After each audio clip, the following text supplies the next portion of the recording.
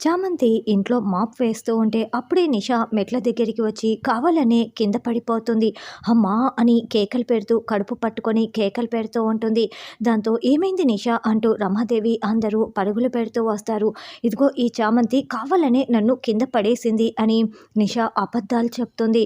నాకు చాలా కడుపు నొప్పిగా ఉంది, తట్టుకోలేకపోతున్నాను అని నిష అంటే హాస్పిటల్కి తీసుకువెళ్తే మంచిదని ప్రేమ్ అంటాడు.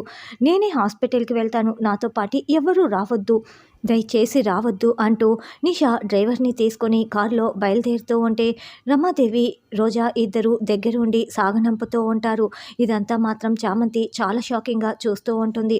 నిషా వెళ్ళిపోయిన తర్వాత ఖచ్చితంగా నిషమ్మ ఏదో నాటకం ఆడుతోందని చామంతి అంటుంది.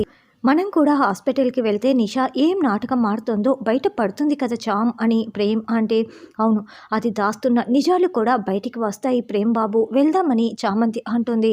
త్వరగా వెళ్ళండని చంద్రిక చెప్తుంది. అలా ప్రేమ్ చామంతి నిషా నాటకాన్ని బయట పెట్టడం కోసం హాస్పిటల్కి వస్తారు. ఈ లోపల నిషా గుణ ఇద్దరు కూడా డాక్టర్తో మాట్లాడి నిషాకి అబార్షన్ చేయమని డీల్ చేసుకుంటూ ఉంటారు.